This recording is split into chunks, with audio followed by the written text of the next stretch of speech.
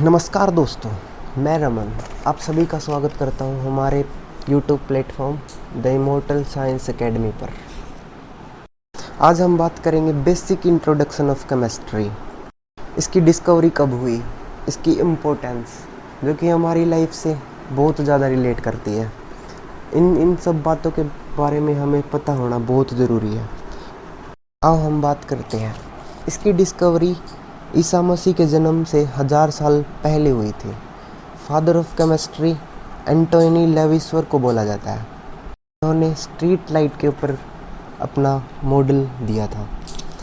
हालांकि माना जाता है सबसे पहले एंशियंट टाइम में फायर, जो कि टोटली केमिस्ट्री से रिलेट करती है।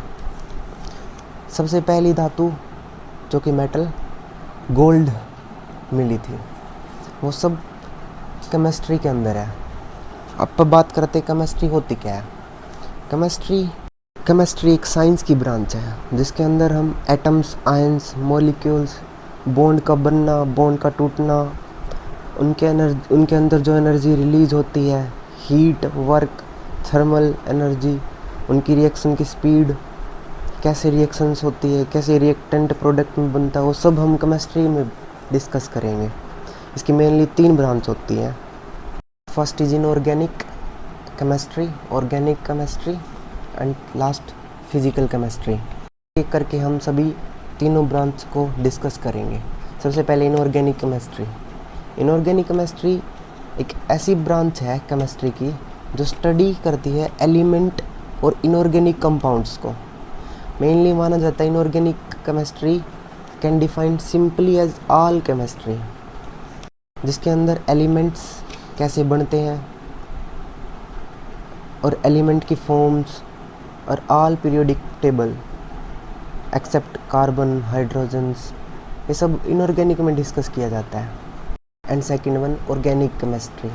Organic chemistry is the branch of chemistry that study the structure, property, reactions of organic compounds, जिसके अंदर मेनली कार्बन जो कि कोवेलेंट बॉन्डेड होते हैं और हाइड्रोजन, बहुत सारे compound containing at least 1 carbon hydrogen bond, इट में बी नाइट्रोजन, ऑक्सीजन, ये सब हम ऑर्गेनिक केमिस्ट्री के अंदर पढ़ते हैं।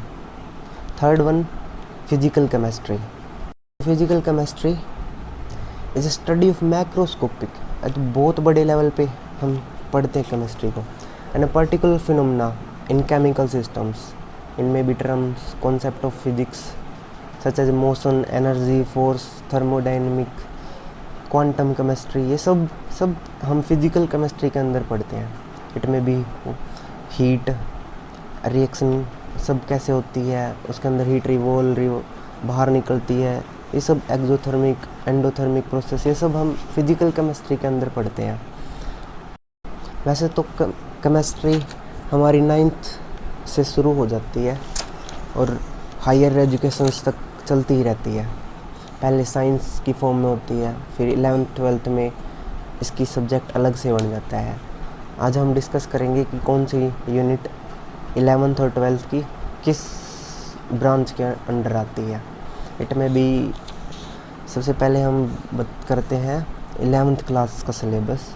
इसके अंदर मेनली 14 यूनिट्स हैं कि पूरी केमिस्ट्री को कवर करती हैं। इसके अंदर सबसे पहले some basic concept of chemistry. इसके अंदर तीनों ब्रांच के बारे में बताया जाता है। बेसिक कॉन्सेप्ट केमिस्ट्री क्या होती है वो सब इसके अंदर होता है। सेकेंड यूनिट की बात करें तो स्ट्रक्चर ऑफ एटम्स, इसके अंदर ये मेनली इनऑर्गेनिक केमिस्ट्री की ब्रांच है।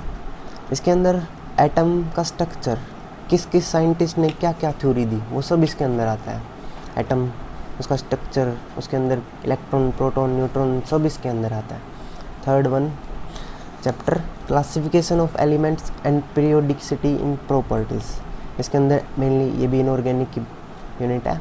इसके अंदर एलिमेंट्स की स्टडी की जाती है, उनकी प्रॉपर्टीज़, ग्रुप्स, पीरियड, सब प्रॉपर्टीज़ इसमें बताई जाती है।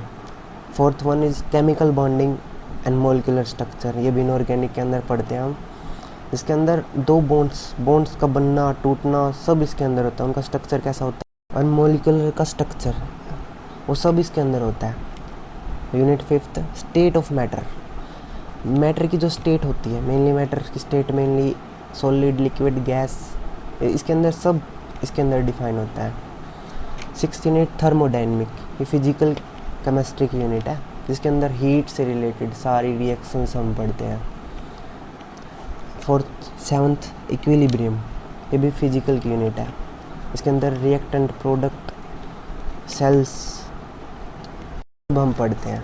8th unit redox reaction, redox इसके नाम में ही होता है, रिडक्शन, ऑक्सीडेशन, रिएक्शंस, ये सब इसके अंदर होता है। ये मेनली ऑर्गेनिक यूनिट है। 9th one is hydrogen, organic की डेफिनेशन में भी हमने पढ़ा था, कार्बन हाइड्रोजन से जो कंपाउंड बनते हैं वो सब ऑर्गेनिक के अंदर स्टडी किए जाते हैं। 9th यूनिट है जो वो हाइड्रोजन, ये भी ऑर्गेनिक का पार्ट है।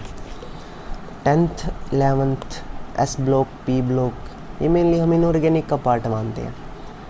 जो पीरियोडिक टेबल है अपनी, उसके अंदर 4 ब्लॉक्स होते हैं main, S, P, D, F. अब तक तो ये 4 ही हैं, आगे इन फ्यूचर डिस्कवरी जैसे जैसे होती जाती है पीरियोडिक टेबल, अब तक तो यही चल रही है, आगे जाके इसके अंदर चेंजेस होते हैं।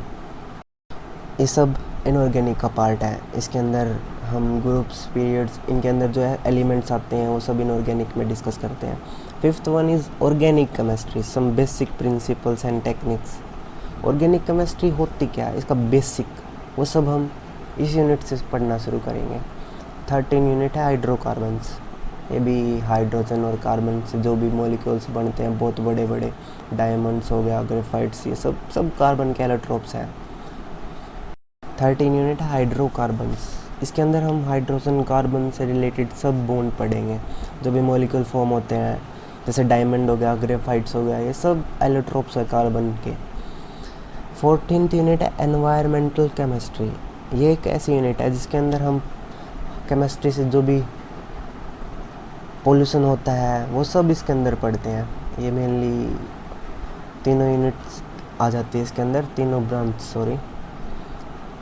अब हम बात करते हैं 12th क्लास का सिलेबस, वो भी ऐसे ही तीनों ब्रांच में डिवाइड किया होता है। इन 12th क्लास 16th यूनिट है, ये सब तीनों ब्रांच के अंदर डिवाइड की जाती हैं। जैसे फर्स्ट यूनिट की बात करते हैं, chapter first, the solid state. मैंने बताया था मैटर 3 स्टेट्स के अंदर होता है, सॉलिड स्टेट है, लिक्विड, गैस, वो सब 11th और 12th के अकॉर्डिंग अरेंज किया होता है। सेकेंड यूनिट है सॉल्यूशन, सॉल्यूशन में मेनली लिक्विड स्टेट आ जाती है, इसके अंदर मोल्स पढ़ते हैं हम, जो भी सब, ये सब फिजिकल की ब्रांच है। 3rd 4th unit electrochemistry, chemical kinetics, ये सब फिजिकल की ब्रांच है।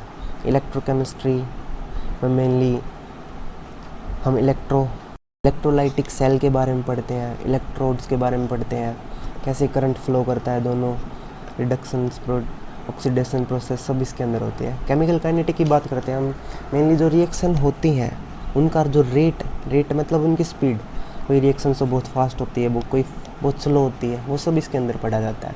सरफेस केमिस्ट्री, ये भी फिजिकल की ब्रांच है, सॉरी ब्रांच के अंडर आती है।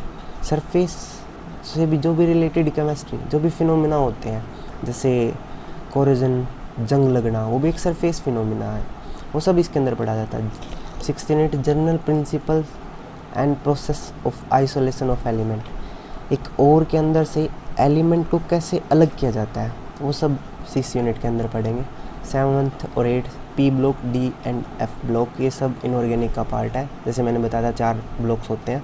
9th unit is coordination compound, coordination compound का मतलब होता है कि कोऑर्डिनेट बॉन्ड बनना, अलग अलग एलिमेंट्स आके कोऑर्डिनेट बहुत बड़ा मॉलिक्यूल बना लेते हैं, वो सब इसके अंदर, ये भी मेनली इनऑर्गेनिक की ब्रांच है।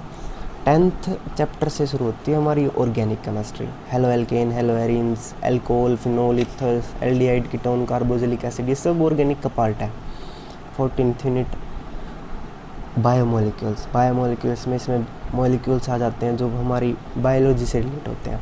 15th यूनिट है पॉलीमर का मतलब है बहुत बड़े मॉलिक्यूल्स हो जाना, जैसे मोनोमर, एक यूनिट जुड़ के सेम बहुत बड़ा मॉलिक्यूल बना देना। 16th है केमिस्ट्री इन एवरीडे लाइफ, ये भी हमारी एवरीडे लाइफ को बताती है। डिटेल नॉलेज के लिए आप हमारे चैनल पे बने रहें, और अगर आपको अच्छा लगा तो आप सब्सक्राइब करें और लाइक करें। धन्यवाद।